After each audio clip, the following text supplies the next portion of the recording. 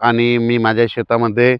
आणि काय झालं की शेतकऱ्याचे कर्नाटक नेपानी भागातल्या शेतकऱ्याचे फोन येले की आम्ही तंबाखू काढायची ना, आमच्या पाऊस येईल का?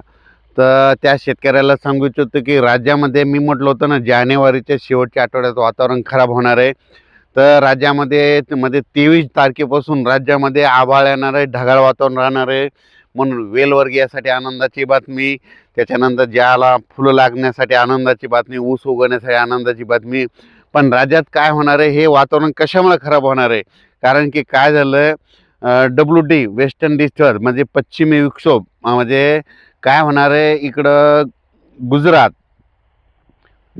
गुजरात, राजस्थान, हरियाणा, पंजाब, उत्तर प्रदेश, हिमाचल प्रदेश तिकडं काय होणार आहे, तिकडं वातावरण खराब होणार आहे. तिकडं म्हणजे पाऊस पडणार आहे, म्हणजे त्या राज्यामध्ये पाऊस पडणार आहे. म्हणून त्याचा असर आपल्या महाराष्ट्रामध्ये होणार आहे. म्हणून काय होणार आहे, राज्यामध्ये 26, 27, 28 तारखेच्या दरम्यान राज्यात परत एकदा वातावरण खराब होणार आहे. म्हणून हा अंदाज लक्षात घ्यायचा. तसं तर 23 तारखेलाच म्हणजे 23 जानेवारीलाच आभाळ यायला सुरुवात होणार आहे. म्हणून हा अंदाज सर्व शेतकऱ्यांनी लक्षात घ्यायचा. राज्यातल्या सर्व शेतकऱ्याला सांगू इच्छितो की राज्यामध्ये आणखीन थंडी, आज 18, 19, 20, 21 4 दिवस थंडी आहे. पण थंडी सांगायचं झालं तर शेतकऱ्याचं थंडीबद्दल देखील फोन आले. तर ही थंडी कितपर्यंत राहणार आहे?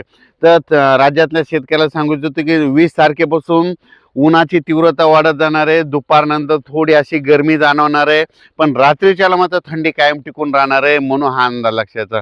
काय होणार आहे, रात्री 11 वाजता एक हवेचा झिलवा सुटल आणि 11च्या नंतर ते सकाळी 6 वाजेपर्यंत चांगली थंडी राहणार आहे.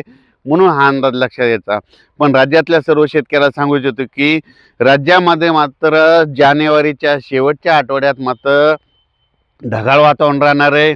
आणि सांगायचं झालं तर उत्तर प्रदेश, मध्य प्रदेश, गुजरात, राजस्थान, हरियाणा, पंजाब, हिमाचल प्रदेश, काश्मीर, जम्मू काश्मीर त्या भागामध्ये पाऊस पडणार असल्यामुळं महाराष्ट्रातल्या काही भागांना त्याचा असर होईल. त्याच्यामध्ये पूर्व विदर्भामध्ये वर्धा, नागपूर, भंडारा, गोंदिया, चंद्रपूर, अकोला, अमरावती, अकोला, यवतमाळ, नांदेड, हिंगोली, परभणी, सोलापूर ह्या पट्ट्यामध्ये काय होणार आहे की त्या वातावरणाचा म्हणजे 26-27च्या दरम्यान खूप आभाळ येईल आणि तुरळक ठिकाणी थेंब देखील येण्याचा अंदाज आहे. म्हणून हा अंदाज लक्षात घ्यायचा. म्हणजे राज्यातल्या सर्व शेतकऱ्याला सांगू इच्छितो की जानेवारीच्या शेवटच्या आठवड्यात वातावरण खराब राहणार आहे. म्हणून हे देखील सर्व शेतकऱ्यांनी लक्षात घ्यायचं. मग जर आभाळ आलं तर राज्यामध्ये धुकं देखील राहते. आता देखील धुकं आहे. म्हणून हे सर्व शेतकऱ्यांनी लक्षात घ्यायचं. राज्यामध्ये सातारा, सांगली, सोलापूर, कोल्हापूर, पुणे, कोकणपट्टी या भागामध्ये काय होणार आहे, 21 तारखेपासूनच आभाळ यायला सुरुवात होणार आहे. म्हणून त्या शेतकऱ्यांनी आपण आपल्या फवारणीचे नियोजन करायचं. तसं महाराष्ट्रात काही भागात देखील काय होणार, जानेवारीच्या शेवटच्या आठवड्यात तुरळक भागात पाऊस देखील पडणार आहे. म्हणून हा अंदाज सर्व शेतकऱ्यांनी सतर्क म्हणून हा अंदाज देखील लक्षात घ्यायचा.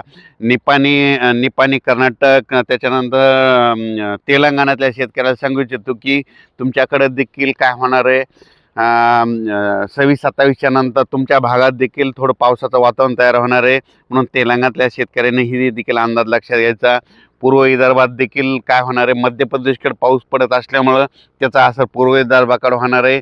त्याच्यामुळे वर्धा, नागपूर, भंडारा, गोंदिया, अमरावती ह्या शेतकऱ्यांनी देखील आपलं तुरीचं नियोजन करायचं. कारण की एखादं वातावरण आणखीन जर बदल झाला तर पाऊस देखील येण्याची शक्यता असते.